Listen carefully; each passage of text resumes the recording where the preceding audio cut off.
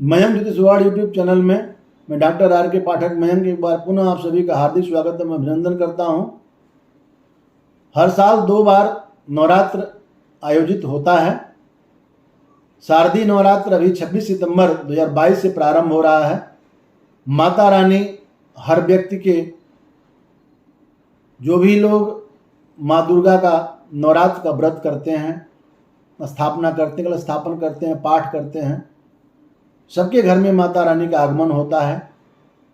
माँ सवारी पर आती हैं और सवारी पर ही जाती हैं। तो माँ कौन से सवारी पर बैठ कर आती हैं और कौन से सवारी पर बैठ के जाती हैं, इसका भविष्य के लिए, पूरे साल भर के लिए बहुत महत्वपूर्ण इसका प्रभाव होता है। बहुत से लोगों ने पूछा था कि इस वर्ष माता रानी किस सवारी पर सवार होकर आ रही हैं और किस सवारी पर सवार होकर जा रही हैं, इसका क्या परिणाम होगा, इसके बारे में बताया जाए। तो मैं इस बार बता दूं कि 26 सितंबर 2022 को माता रानी का आगमन हो रहा है और 5 अक्टूबर 2022 को माँ की विदाई होगी।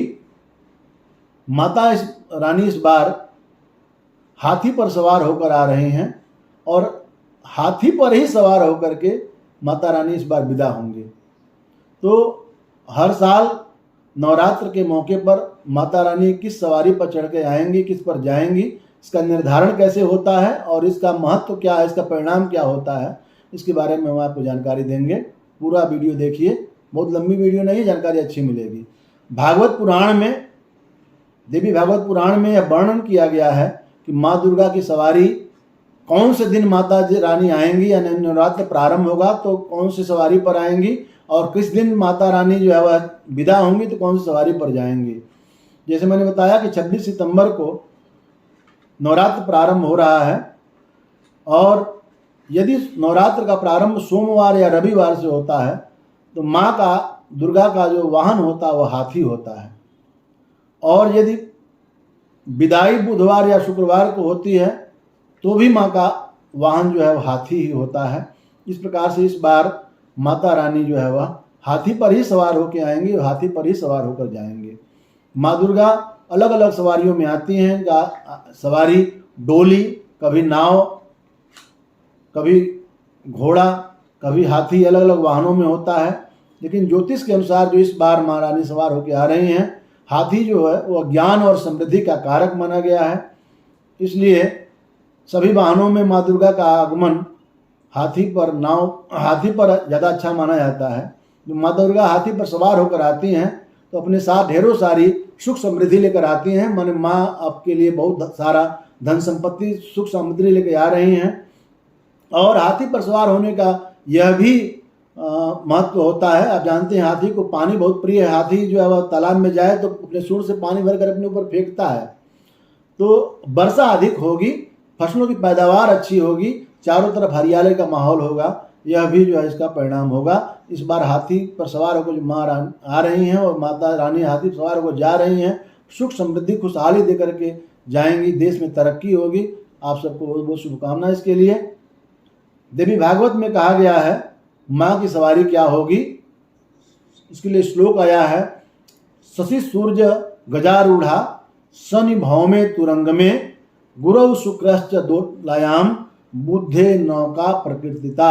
अर्थात यदि नवरात्र का प्रारंभ सोमवार या रविवार से होता है तो माँ हाथी पर सवार होकर विराजमान होकर आती हैं। यदि नवरात्र शनिवार और मंगलवार से प्रारंभ होता है तो माता रानी की सवारी घोड़ा होती है। शुक्रवार और गुरुवार को नवरात्र यदि प्रारंभ हो कि माँ की सवारी डोली होती है, और बुधवार से यदि नवरात्र का प्रारंभ होता है तो माँ की सवारी नाव होती है, नाव पर सवार होकर माँ आती हैं। अब बात ये उठती है कि माँ के सवारी का महत्व क्या है, माने आने और जाने में जो सवारी यूज कर रही हैं, जो सवारी उनका है, उसका महत्व क्या है। देखिए, माँ के सवारी का महत्व या प्रभाव उस देश में निवास करने वाले लोगों पर पड़ता है और माँ का जो वाहन होता है विशेष संदेश देता है। हाथी पर सवार होने का मैंने बताया कि सुख समृद्धि आती है, हरियाली आती है, देश में अधिक वर्षा होती है और समृद्धि आती है। दुर्गा जी अगर घोड़े पर सवार होकर आती हैं तो घोड़े पर सवार होना शुभ नहीं माना जाता है। घोड़ा युद्ध का भी प्रतीक है, इसलिए देश में और विदेश में उथल पुथल होता है। प्राकृतिक आपदाओं के आने का संकेत मिलता है। माँ जब नाव पर सवार होकर आती हैं, नाव सुख समृद्धि का प्रतीक है, तो भक्तों की मनोकामनाओं को पूर्ण करते हैं, भक्तों की सारी मनोकामनाएं पूर्ण हो जाती हैं। और यदि डोली पर सवार होकर के आते हैं तो हानि का इशारा होता है, और डोली पर सवार होने से महामारी जैसी स्थिति की भी पैदाइश हो सकती है, महामारी आ सकती है। इसलिए डोली पर सवार होकर आना अच्छा नहीं माना जाता है। क्योंकि इस वर्ष माता रानी के सवारी हाथी है, आने का भी और जाने का भी, यह शुभ सूचक है। आप सभी को बहुत सारी ढेर सारी नवरात्र की माता रानी के आगमन की शुभकामनाएं। सुख समृद्धि शांति का माहौल रहेगा, किसानों में खुशहाली आएगी, धन संपदा की प्राप्ति होगी, इसका लाभ उठाएं।